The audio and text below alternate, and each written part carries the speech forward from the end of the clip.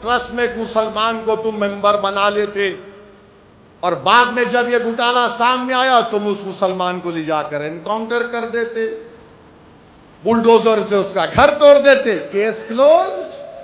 आप महापाप करने वालों का साथ क्यों दे रहे हैं?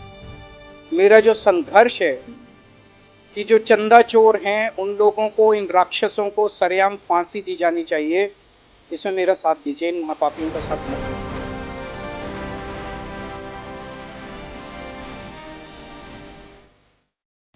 चढ़ावा चोरी का मुद्दा निश्चित तौर पर देश भर में चर्चा का विषय है, लेकिन जिस तरीके से इस पर सियासी बयानबाजी हो रही है, ऐसा लगता है ये मुद्दा इतने जल्दी शांत नहीं होगा।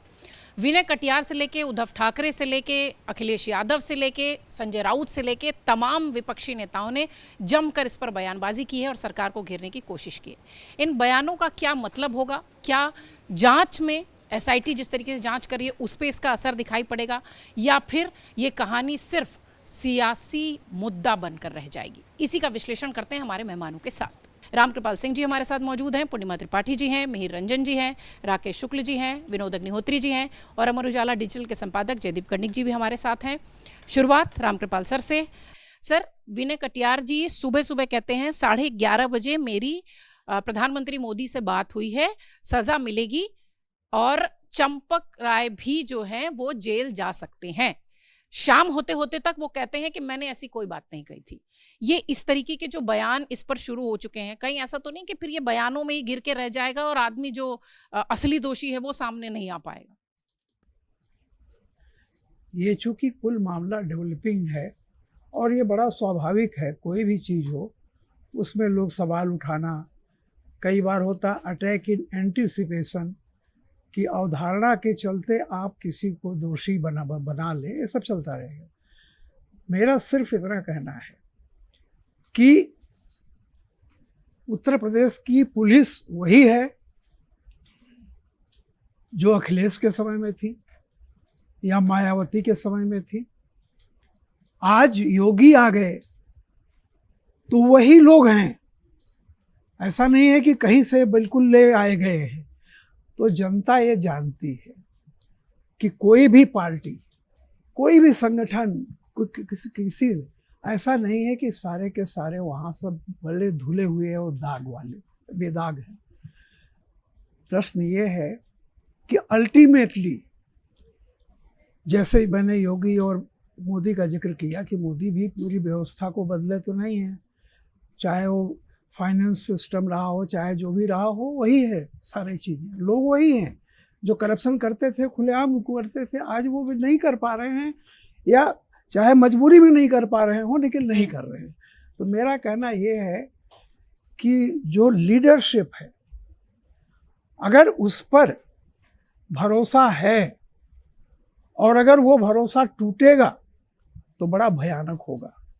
और अभी तक मैं पूरे मुझे ऐसा भरोसा है, हालांकि मैं कोई गारंटी नहीं, कि जनता भी ये जानती है।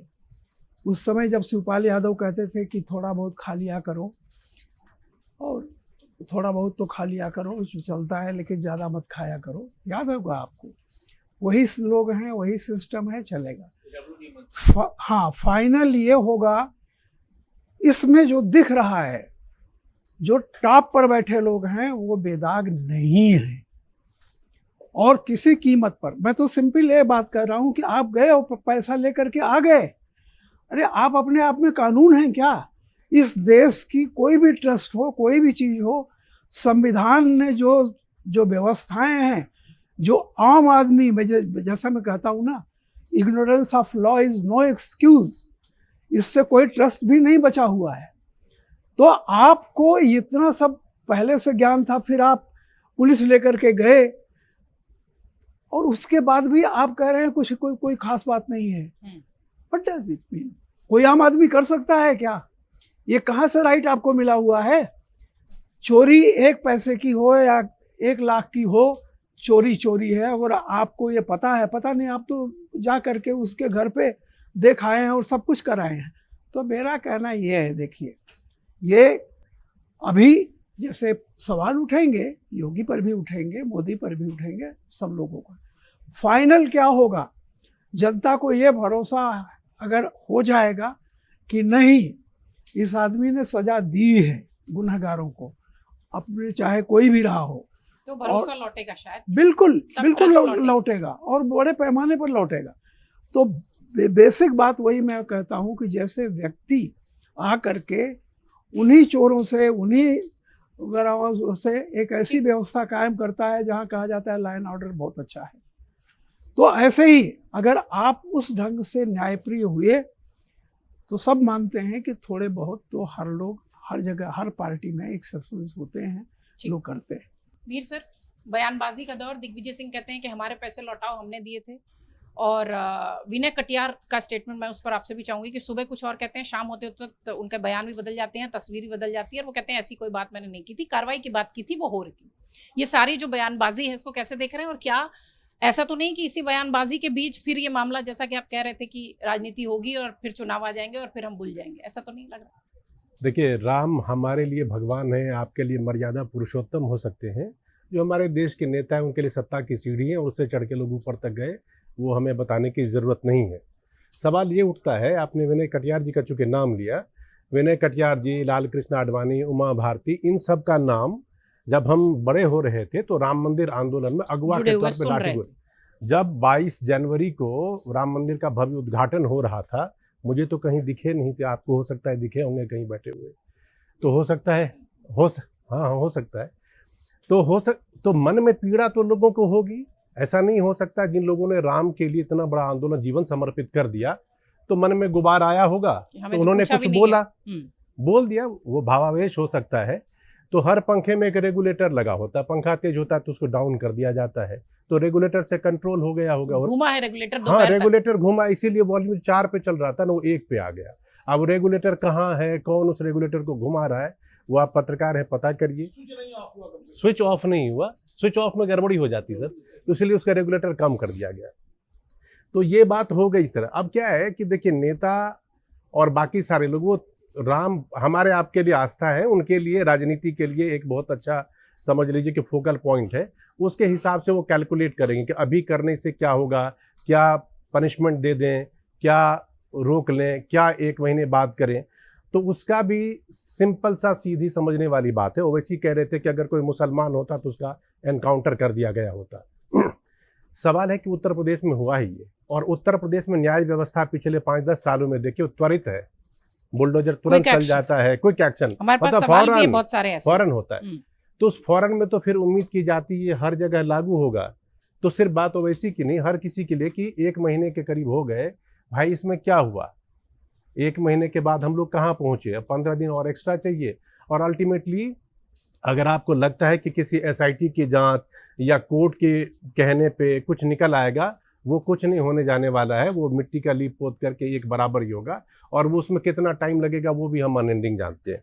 इसकी सबसे बड़ा, इसका कह लीजिए कि न्याय, इसका सबसे बड़ा फैसला वो राम भक्त कर सकते हैं, या उनके पास है ताकत, जिन्होंने ये एक तरह से मैंडेट दिया, जिन्होंने व्यवस्था दी, जिन्होंने लोगों को पहुंचाया उस जगह पर कि आप राम की सेवा इस तरह से करते हैं, और अगर उसमें चूक हुई तो उसका दंड भी इस देश की जनता उनको देगी और उसको देना चाहिए। अब ये जनता के विवेक पे है कि वो तय करे कि इसके लिए गुनहगार कौन है। रेगुलेटर जनता को देना। जी बिल्कुल। हमारे एक दर्शक हैं, चूंकि मीर जी ने वो बात उठा दी तो मैं बता देती हूँ, PB प्रसाद जी हैं, वो कहते हैं कि हमारी आस्था चोटिल हुई है।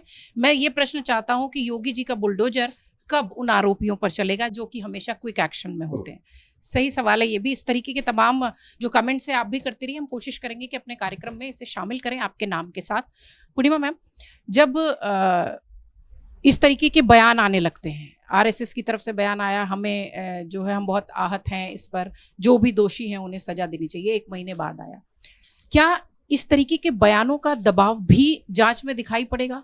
और चूंकि अगला साल चुनाव का है, उस पर भी हम विस्तार से बाद में चर्चा करेंगे, लेकिन चुनाव की वजह से शायद ये मुद्दा और ज्यादा उठाया जा रहा है, इसलिए 1 महीने का वक्त लग रहा है। देखिए प्रतीक्षा, मुद्दा तो शुरू में हम सब जानते हैं कि दबाने की पूरी कोशिश की गई, हर लेवल पे दबाने की कोशिश की गई, और जब वो दबाया नहीं जा सका, जब वो कंट्रोल से बाहर चीजें हो गई, मीडिया भी उसको लेके बिल्कुल एग्रेसिव हो गया, पॉलिटिकल पार्टियां एग्रेसिव हो गई और बिल्कुल पब्लिक डोमेन में ये खुलेआम जब चर्चा होने लगी कि इसमें आरएसएस का हाथ है, इसमें ऊपर के लोगों का, पीएमओ की भी इसमें सहमति है, तब जाके इसमें हमें कार्रवाई होती दिखाई दी।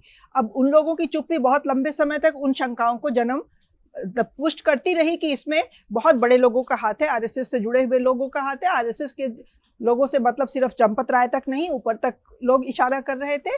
और जब नृपेंद्र मिश्रा ने बोलना शुरू किया तो हुआ कि ये तो सारा कुछ पीएमओ की जानकारी में भी था, और अगर तब तक कार्रवाई नहीं होती दिखी तो इसका मतलब कि अंदर अंदर उस लेवल पे दबाने की कोशिश हो रही थी। जब नहीं दबा, लगा कि डैमेज ज़्यादा हो जाएगा, उसका पॉलिटिकल जो कॉस्ट है बहुत बड़ा हो जाएगा, तो फिर एक कवर अप करने का एक्सरसाइज शुरू हुआ, जो कि एसआईटी जिसको कि हम जानते हैं। कवर अप करने का एक्सरसाइज मैं इसलिए कह रही हूँ कि एसआईटी ने सबसे पहले जब एसआईटी का गठन हुआ, अगर वहाँ एफआईआर हो गई होती, जिन लोगों के नाम खुलेआम चर्चा में, ऊंचे लेवल के लोगों के नाम, चंपत राय, अनिल मिश्रा, गोपाल राव के नाम आ रहे थे, अगर उनसे पूछताछ पहले ही राउंड में हो गई होती तो थोड़ा एक भरोसा बनता कि शायद जो वाकई में गिल्टी हैं उनको पकड़ने की प्रक्रिया चल रही है। जिस तरह के लोगों को पकड़ा गया है, हम सबको मालूम है कि वो बलि के बकरे बनेंगे, सजा होगी नहीं होगी वो हम अभी बाद में देखेंगे, लेकिन वो सिर्फ बलि के बकरे बन रहे हैं। जो वाकई में बड़े बड़े मगरमच्छ जिनको कहा जा रहा है वो बिल्कुल साफ बच निकलेंगे। हम ये चर्चा भी सुन रहे थे। तो अब ये है कि वो भरोसा जो टूट रहा है, उस भरोसे का क्या नतीजा होगा, क्योंकि अगले साल आपने जैसा कहा कि चुनाव भी हैं।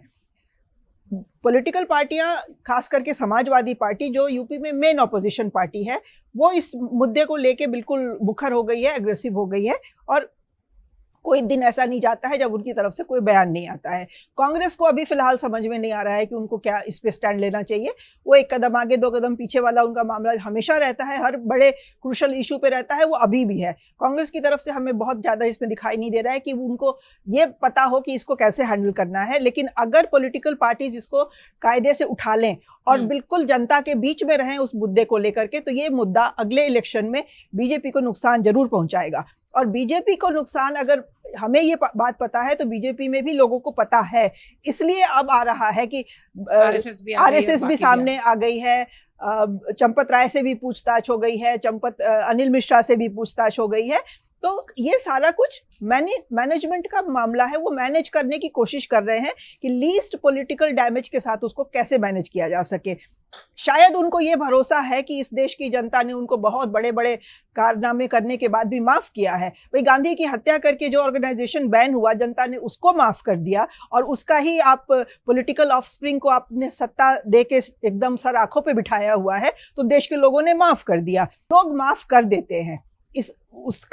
इस मामले का पॉलिटिकल कॉस्ट लोग कितना देंगे वो हमें अभी नहीं पता है, डिपेंड करेगा। लेकिन दोनों खेमों को पता है कि ये दोनों खेमों को नुकसान देने वाली चीज तो है ही। इसीलिए हम अभी, चूंकि डेवलपिंग है ये मामला, अभी फाइनल रिपोर्ट एसआईटी की नहीं आई है, हम देख लें कि एसआईटी क्या कहता है, और उसमें हमारे बाबा जी का बुलडोजर चलता है नहीं चलता है, उसमें अरेस्ट होते हैं कि नहीं होते हैं बड़े लोगों के, सारा कुछ इस पर डिपेंड करेगा।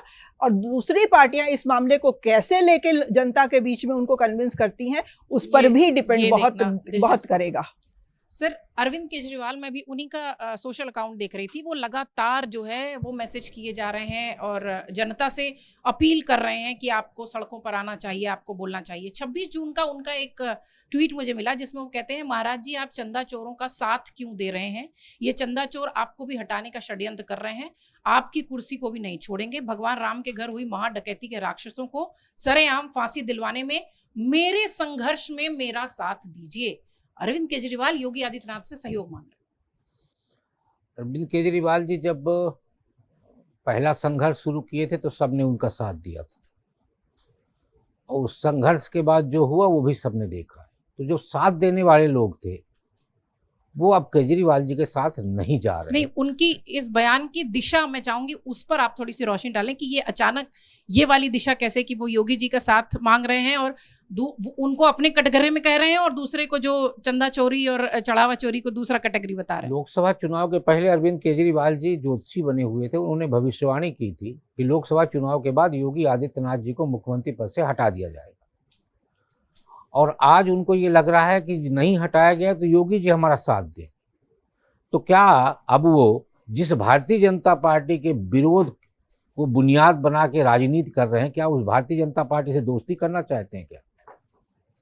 स्वामी नारायण जी की भक्ति के बाद अब वो राम भक्त बन गए हैं। आप याद करिए, हनुमान मंदिर जाते हैं सर, वो कैसी बात नहीं, हनुमान मंदिर तो जाते हैं, उसके अलावा वो जब मुख्यमंत्री थे तो अपना अक्षरधाम मंदिर में बड़ा भव्य आयोजन किया करते थे और उसका लाइव कटवाते थे वो अपनी पूजा पाठ। हाँ, अपनी पूजा पाठ के लिए वो लाइव कटवाते थे, 1 घंटे का पूरा विज्ञापन चलता था जनता के धन से। तो सबसे मूल बात ये है कि अरविंद केजरीवाल जी पहले ये स्पष्ट करें कि क्या वो योगी आदित्यनाथ जी की कार्य विधि से सहमत हैं। तो यदि ये स्पष्ट कर देंगी वो कि अभी तक पिछले 2017 से लेके 2026 के बीच तक योगी आदित्यनाथ जी ने जिस तरीके की प्रशासनिक व्यवस्था में काम किया है उत्तर प्रदेश में, यदि वो उससे सहमत हैं तो मैं उनकी प्रतिक्रिया के साथ हूँ। लेकिन जैसा अरविंद केजरीवाल जी समय के हिसाब से रंग बदलते रहते हैं, यदि उसी तरह से है तो ये भी उनका एक पॉलिटिकल एजेंडा है। दूसरी बात, अभी आपने एक दर्शक की बात की कि वो चाहते हैं, उनकी मंशा है, उनका भाव है कि हाई कोर्ट की कमेटी बनाए और वो राम मंदिर चढ़ावा चोरी की जांच करे, उनकी जांच, उनकी निगरानी में। मैं खबरों के खिलाड़ी में ही बताया था कि सुप्रीम कोर्ट ने एक हाई पावर कमेटी बनाई है बांके बिहारी मंदिर में श्रद्धालुओं की व्यवस्था के लिए, और उस हाई पावर कमेटी में हाई कोर्ट के रिटायर्ड जज हैं, डिस्ट्रिक्ट रिटायर्ड जज हैं, डीएम हैं, एसपी हैं और नगर निगम के कमिश्नर हैं। वही हाई पावर कमेटी फूल बंगला में 1 लाख रुपए नगद जमा करने के लिए कहती है। पिछले 9 माह में उस हाई पावर कमेटी की तरफ से एक भी श्रद्धालु के काम नहीं किया गया, बल्कि पुलिस, स्पेशल पुलिस फोर्स बना के दर्शकों पे लाठियां बरसाई जा रही हैं। तो उस हाई पावर कमेटी या उस हाई कोर्ट कमेटी से क्या अपेक्षा रखी जाए। दूसरा, मैंने खबरों के खिलाड़ी में कहा था कि जब घी में चर्बी मिली थी तो वहां भी हाई कोर्ट ने संज्ञान लिया था और उन्होंने कहा था कि इसकी जांच हो और दोषियों को दंडित किया जाए। लेकिन वहां की एसआईटी ने कितने लोगों को चिन्हित किया जिनको दोषी मानते हुए दंडित किया गया। फिर जयदीप जी ने बड़ा अच्छा प्रसंग उठाया कि महाकाल में एक हल्की सी हवा में सारे साथ अपने जो सप्तऋषि उड़ गए थे, तो उसकी भी हाई कोर्ट ने संज्ञान लिया था। उसकी कमेटी तो अभी भी काम कर रही है सर। तो कमेटी तो काम करती रहेगी और प्लास्टिक के ऋषि मुनि फिर से स्थापित हो गए हैं महाकाल लोक पे। तो सवाल इस बात का है कि जिस सीबीआई और जिस न्यायालय पे हम भरोसा करते हैं, वही न्यायालय और सीबीआई संदेहास्पद क्यों होता जा रहा है। तो ये जो है, एक लास्ट बात मैं बोलूंगा कि जो काम कांग्रेस पहले और 36 विपक्षी दल नहीं कर पाए संघ को संदेहास्पद करने का, वो चंपत राय जी के चंपुओं ने कर दिया। आज संघ संदेह के उस घेरे में खड़ा हुआ है जहां उसको उससे बाहर निकलने की छटपटाहट है। संघ क्या है, इसको लेकर तमाम तरह की बातें हैं। पूर्णिमा जी ने कहा उस पर प्रतिबंध लगा और देश ने माफ कर दिया। नहीं, देश ने माफ नहीं किया उसको। जिन्होंने प्रतिबंध लगाया उन्होंने प्रमाण नहीं पाने पे उसको प्रतिबंध से हटाया, तो माफी नहीं हुई है। कभी कोई क्षमा याचना जैसा विषय नहीं था। संघ पे प्रतिबंध लगाया गया राजनीतिक तौर पे, फिर जब लगा कि नहीं संघ पे लगाया गया प्रतिबंध उचित नहीं है तो उसका प्रतिबंध हटाया गया। उसका जनता से कोई सरोकार नहीं है। लेकिन राम मंदिर चढ़ावा चोरी मामला सीधे सीधे जनता से सरोकार है। इसलिए मैं बोल रहा हूं कि संघ को संदेहास्पद करने के लिए लंबे समय से कांग्रेस और विपक्षी दलों की तरफ से जो संघर्ष किया जा रहा, जो काम किया जा रहा, वो तो सफल नहीं हुए। लेकिन चंपत राय जी के चंपू उनके इस काम को आसान करते चले। बिल्कुल ठीक है। और 1 महीने बाद जब आरएसएस का उस पर रिस्पॉन्स आया तो सवाल लाजमी है। सर, कांग्रेस से दिग्विजय सिंह बोल रहे हैं, राहुल गांधी भी वो मुद्दा उठा रहे हैं। बीजेपी के मान लीजिए चलिए कहीं रेगुलेटर होगा, कांग्रेस के पास तो कोई रेगुलेटर है नहीं फिलहाल, तो ये मुद्दा उठाने वाला है। अभी जिन लोगों के बयान आ रहे हैं, क्या वो लग रहा है कि उतना ही काफी है या कांग्रेस की कुछ और प्लानिंग आप देखते हैं कि करनी चाहिए? देखिए, ये जो राम मंदिर का जो मुद्दा है ना, ये भारतीय जनता पार्टी का केंद्रीय मुद्दा रहा है। राम मंदिर निर्माण का 1989 में पालनपुर अधिवेशन के बाद उन्होंने अपने एजेंडे में लिया था, और भाजपा ने उस आंदोलन को एक तरह से मंदिर आंदोलन को भाजपा आंदोलन के रूप में चला। वो भारतीय जनता पार्टी के नेतृत्व में आंदोलन चला, विश्व हिंदू परिषद उसमें थी और पूरी तरह से बीजेपी का आंदोलन हो गया था। फिर राम मंदिर का शिलान्यास प्रधानमंत्री जी ने किया, वो भी बीजेपी का ही कार्यक्रम बन गया। फिर लोकार्पण जो हुआ उसका, वो भी बीजेपी का ही कार्यक्रम बना 2019 भी। तो कुल मिलाकर के पूरा ये राजनीतिक कार्यक्रम बीजेपी का ही था। कांग्रेस और समाजवादी पार्टी, इनका स्टैंड अलग था। इनका तो ये था कि भाई मंदिर बनना चाहिए, लेकिन या तो कोर्ट के आदेश से बने, या सहमति से बने, या संसद में कानून बना के बने। जी सर, वो तो कह रहे थे अस्पताल बना दो, कॉलेज। नहीं, ये तो जो स्टैंड ऑफिशियल पार्टी का है वो मैं बता रहा हूँ। वो जो अस्पताल, ये तो इस तरह के बयान तमाम तरह के समाजवादी पार्टी के नेताओं ने दिया, कांग्रेस के नेताओं ने उनको नहीं, कांग्रेस के तमाम लेफ्ट के नेताओं ने भी दिया, तमाम तरह के नेताओं ने दिया। वो एक उनको गंभीरता से लेने, वो इंडिविजुअल बयान थे।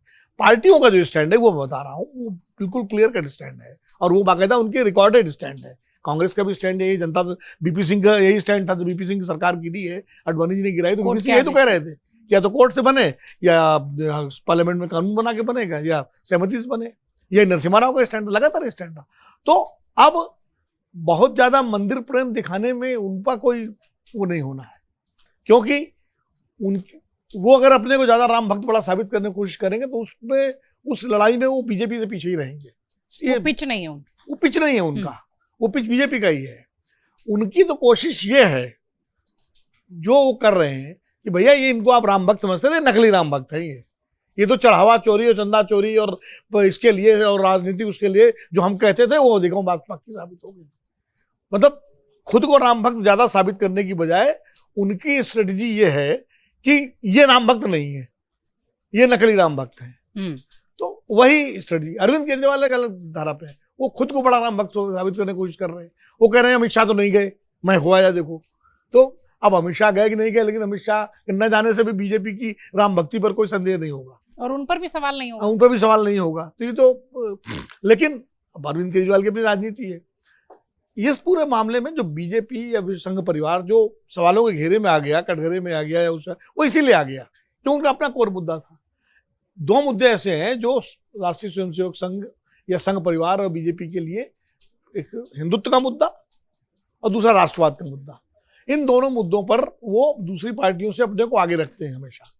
अगर इन्हीं में कमजोरी आ जाती है तो वो फिर उनके लिए दिक्कत पैदा करने वाली बात होती है। अब चुनाव है, आपने कहा कि 2027 में उत्तर प्रदेश चुनाव है। योगी आदित्यनाथ पूरी चुनावी बैटिंग कर रहे हैं।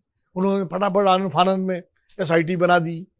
उसके बाद तुरंत उनके बयान आप देखिए, अयोध्या भी हुआ है, सब वो लगातार बोल रहे हैं कोई बख्शा नहीं जाएगा, कोई छोड़ा नहीं जाएगा, कोई जो है इसमें किसी तरह, मतलब वो ये मैसेज दे रहे हैं लोगों को कि भाई पूरी तरह से बहुत जांच निष्पक्ष हो रही है, हर तरह से हो रही है, कितना बड़ा हो कोई छोटा हो, हम सबको जो है पकड़ेंगे। क्योंकि उनको चुनाव लड़ना है, उनको जनता के बीच जाना है। असली तो उनको जाना है, ये जो नागपुर में बैठे हुए उनको थोड़ी जाना है, या जो दिल्ली में बैठे हुए जाना तो योगी जी को है। तो योगी जी अपने उस तरह काम कर रहे हैं। ट्रस्ट की समस्या ये है कि ट्रस्ट में आपस में एक दूसरे पर ट्रस्ट भी नहीं है। ये बहुत गंभीर बात मैं कह रहा हूँ। ट्रस्ट का जब गठन हुआ था, देखिए जो बड़े ट्रस्ट हैं उनकी जो व्यवस्था है उनमें राज्य सरकार का बहुत कंट्रोल है। तिरुपति ट्रस्ट में आंध्र प्रदेश सरकार का बहुत नियंत्रण है। सोमनाथ ट्रस्ट में पदेन मुख्यमंत्री जो है उसके अध्यक्ष होते हैं। मोदी जी भी अध्यक्ष रहे वहाँ, केशुभाई पटेल थे। अब जितने बड़े मंदिर हैं सब बड़े मंदिर, राज्य का उसमें महाकाल मंदिर में प्रशासक वो होता है। ये एक ऐसा ट्रस्ट बना जिसमें राज्य सरकार की से बहुत नाम मात्र वो है। ले दे के संजय प्रसाद हैं उसमें पदेन, और DM अयोध्या है। बाकी सारा ट्रस्ट कंट्रोल है दूसरे लोगों के द्वारा, जो या तो राष्ट्रीय स्वयं संघ द्वारा नामित है या प्रधानमंत्री कार्यालय के द्वारा हैं। तो ये भी एक वहां पर एक अंतर्विरोध रहा है शुरू से। इसीलिए ट्रस्ट के लोग अपने को कानून से ऊपर समझते रहे। अभी रामपाल जी जो बात कर रहे हैं ना कि भाई आप रिकवरी करने चलेगा और सामान लेके चले आए, ये थोड़ी होता है। आपको जगह जानकारी तो मिली कि ऊपर समझ रहे हैं सर, कानून से ऊपर कहाँ समझ रहे हैं खुद को? कानून से ऊपर ही समझ रहे थे, इसीलिए FIR नहीं कराई थी, इसीलिए रिकवरी का सामान अपने घर ले आए थे, अपने पास ले आए थे। वरना उसी वक्त जब पता लगा था कि वहां रुपए हैं उसके यहाँ, FIR कराते, पुलिस लेके जाते। ये मैं तो पुलिस तो वो मान के चलते थे भाई, पुलिस कमिश्नर और पुलिस SP DIG से वहां जाके चंपत राय जी के सामने दंडवत होते थे। तो वो अपने आप में एक अलग सत्ता बन गई थी। हमारे मित्र अभय दुबे हैं, उनकी तो अलग थ्योरी है। वो तो कहते हैं जैसे वेटिकन की सत्ता इटली में है, वैसे ही एक सत्ता बन गई थी वहां पर तो अयोध्या में है। वो खैर उनकी अपनी, लेकिन व्यवहारिक रूप से एक सत्ता बन गई थी वहां पर राम मंदिर के ट्रस्ट की। और वहां ट्रस्ट की अपने सिक्योरिटी गार्ड, सारी व्यवस्था अपनी थी। वहाँ डीएम और ये इनकी ये नाम मेंबर बने हो, लेकिन बड़े लाचार थे ये, वो इनका कोई दबदबा नहीं था। तो अब क्या है, अब मौका मिला है, एफआईआर हुई फाइनली, अब उत्तर प्रदेश सरकार को वहां पर दखल देने का मौका मिला है। तो ये सब भी अंतर्विरोध जो ट्रस्ट के हैं वो सामने आ रहे हैं। इसीलिए बार बार ये मांग हो रही है कि ट्रस्ट को भंग किया जाए, नए लोग इसमें लाए जाएं, और एक मांग ये भी हो रही है धर्माचार्यों के नियंत्रण में दिया जाए, पूरी तरह से धर्माचार्यों के नियंत्रण में। जैसे रामालय ट्रस्ट बना था जिसमें सारे शंकराचार्य, रामानुजाचार्य, रामनंदाचार्य ये सारे लोग थे, वैसे ही अखाड़ा परिषद के लोग थे, उस तरह दिया जाए। बजाय ये कि आपने 4-5 अपने विश्व हिंदू परिषद के साधु डाल दिए उसमें, बाकी सब ब्यूरोक्रेट डाल दिए।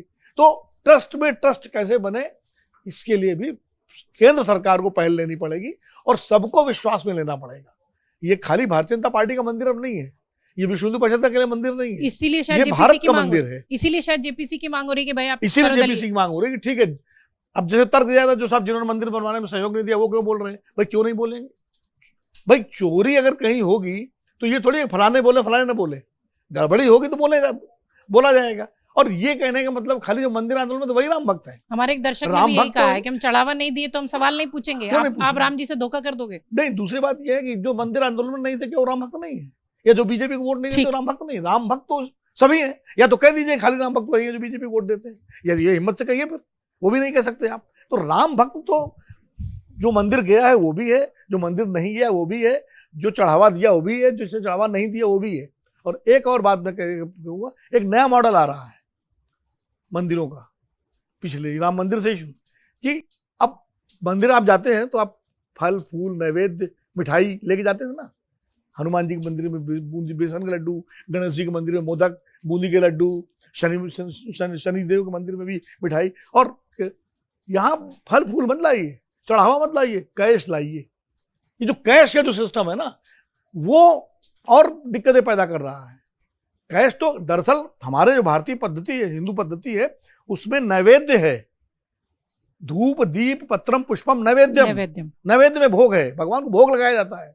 रुपया जो है वो दक्षिणा है पंडित की, तो खाली दक्षिणा दो। तो ये जो नया सिस्टम चल गया, कैश दो सफाई के नाम पर, ठीक है। तो ये सब भी कहीं ना कहीं ज्यादा परेशानियां पैदा करते हैं। आप भक्तों पर छोड़ दीजिए, भक्त जो चढ़ावा चढ़ाना, जो एक फूल लेके जाए उसका भी स्वागत है, जो सोने का फूल लेके जाए उसका भी स्वागत है। ठीक, इस मुद्दे पर मैम समय बिल्कुल भी नहीं है। जो उसमें एक चीज ऐड करना चाहूंगी, केजरीवाल जी के पिछले सालों में हमने देखा है पॉलिटिक्स अब सस्पेक्ट हो चुकी है। जिस तरह से उन्होंने बीजेपी और आरएसएस के पॉन की तरह से 14 में काम किया, वो आंदोलन खड़ा करने के बाद वो कांग्रेस को एक सत्ता से हटाने के लिए, वो हम सब अब एक बहुत फैक्चुअली अब प्रूव होता दिख रहा है।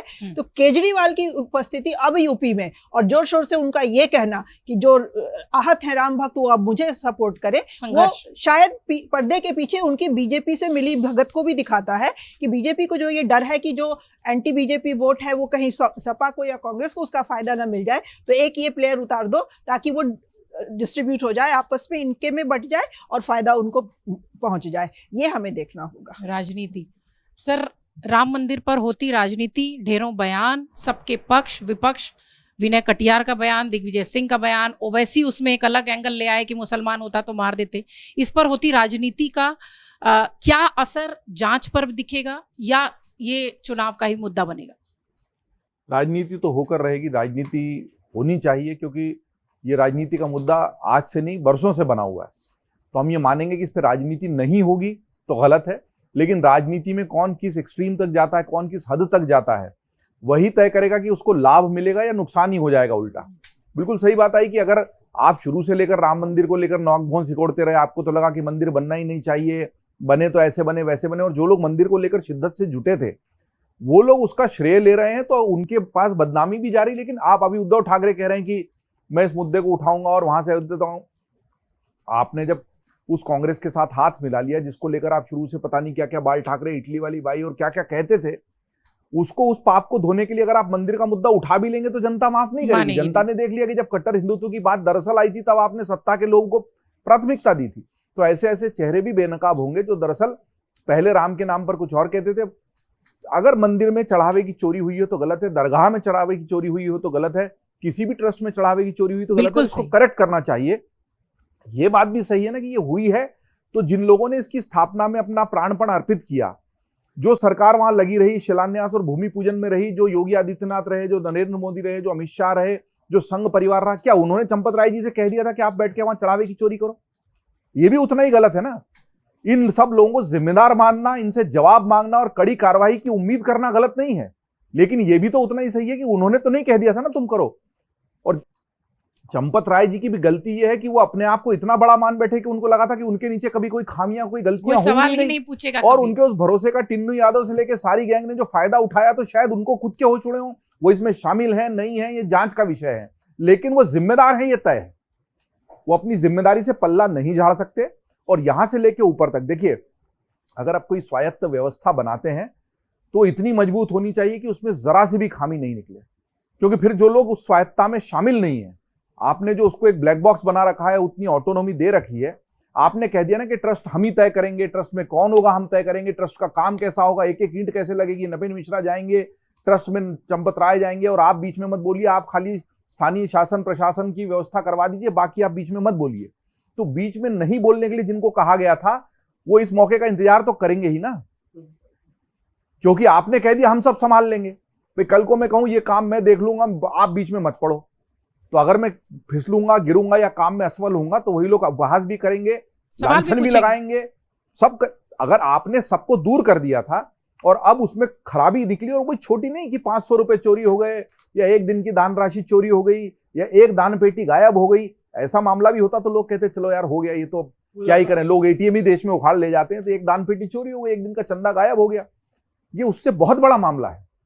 ये विश्वास की लूट है स्वयं, इसीलिए होता ना, देखिए ये बहुत बड़ा टीम वर्क होता है, और जब आप टीम वर्क में अपने घेरे तय करके दूसरों को बाहर कर देते हो, तब आपको ये समझ लेना चाहिए कि जरा भी चूक होगी तो सारा आपके ऊपर ही घड़ा फूटेगा, क्योंकि जब श्रेय लेने में आप आगे थे तो, लेकिन ये बात भी सही कि आपने तो नहीं कहा ना उनको कि चोरी करना, वो ये मान बैठे कि हम यहां बैठे तो कोई चोरी कर ही नहीं सकता। ये अति आत्मविश्वास, ये घमंड, ये अहंकार ले डूबा, इस अहंकार के तो कितने ही उदाहरण है जो सबको ले डूबा। राजनीति इस पर होगी, लेकिन राजनीति कौन लोग कर रहे हैं, किस तरह की कर रहे हैं। अभी दिग्विजय सिंह खुद अपनी पार्टी में घिर गए जब, तब उन्होंने एक नया कहा है कि वो महाकाल मंदिर से लेकर अयोध्या तक की पदयात्रा करेंगे। अभी उन्होंने नर्मदा परिक्रमा की थी। इस पदयात्रा के माध्यम से राम मंदिर में जो चोरी हुई है उसके चोर पकड़े जाएंगे कि नहीं पता नहीं, हो सकता है दिग्विजय सिंह की जो राजनीतिक प्रतिष्ठा है उसको वो स्थापित करने की कोशिश। तो सब लोग अपना अपना हित देख रहे हैं, देखेंगे, लेकिन यहां मामला सीधे सीधे जनता के भरोसे की टूट का है। पुलों में या दूसरी चीजों में जो भ्रष्टाचार होता है वो भी जनता का पैसा है, लेकिन वो हम टैक्स में दे चुके, हम राष्ट्र के निर्माण के लिए दे चुके, उसमें आपने कमीशन खा लिया और लूट कर लिया। यहां तो हम सीधे सीधे राम जी के चरणों में पैसा चढ़ा के और उसको ले उड़े आप, और ले उड़े भी ऐसी मात्रा में। कोई ब्रेजा खरीद रहा है, कोई घर में क्या लगवा रहा है, कोई मकान बनवा रहा है, तो भाई आप बनवाइए, लेकिन ये आप जो तनख्वाह मिल रही थी उससे बनवाइए। हमारे चढ़ावा जो राम, वो हम इसलिए देते हैं कि हमको पता है कि मंदिर की व्यवस्था रख रखाव महंगा काम है, जरूरी है इसमें मैं फिर से जोड़ूंगा जो पहले वाले में भी कहा था कि सारा का सारा ऑनलाइन कर देना चाहिए। जब हम सब्जी वाले को, ठेले वाले को, चाय वाले को, जूता पॉलिश वाले से लेके दुकानों पे बड़े बड़े ट्रांजैक्शन भी जब हम ऑनलाइन कर रहे हैं, तो मंदिर में भी कंपलसरी कर देना चाहिए। दान पेटियां सब हटा दीजिए, जिसको करना है वो ऑनलाइन ही करे। अगर ट्रांजैक्शन होगा तो ऑनलाइन होगा, नहीं तो नहीं होगा। अब आपको अपने काले को सफेद करना है तो कोई और जगह ढूंढिए। मंदिर में आके काले पैसे को सफेद करने के लिए या अपना पाप छुपाने के लिए गड्डियों को वहां दान मत कीजिए। वहां तो आपको जो भी करना है 5 रुपए से लेकर 5 करोड़ रुपए तक ऑनलाइन दीजिए, ट्रस्ट के बैंक खाते में दीजिए। कम से कम वो पारदर्शिता तो स्थापित हो जाएगी। दान पेटियों की जगह QR कोड लगा दीजिए। लगे, कई मंदिरों में लगे भी। चढ़ावा चोरी के अरे मामले यहाँ तो में QR भी नकली लगा दिए थे उन्होंने। घर से वो पेटी बर्बाद हो गई जिसमें उन्होंने नकली QR लगा के, उसमें क्या मालूम क्या अलग घपला हुआ है। तो फिलहाल ये तस्वीर साफ होती नजर आती है कि ये राम मंदिर चढ़ावा चोरी का मुद्दा पूरी तरह से राजनीतिक रंग ले चुका है। जिस तरीके से सियासी बयानबाजी हो रही है, देखना यह है कि ये दबाव पॉलिटिक्स, ये प्रेशर बनाने वाली पॉलिटिक्स चुनाव तक ही रहती है, या फिर इस पूरे मुद्दे को लेकर वाकई में सच सामने लाने की कोशिश विपक्ष करता है। बहुत शुक्रिया आप सबका खबरों के खिलाड़ी देखने के लिए।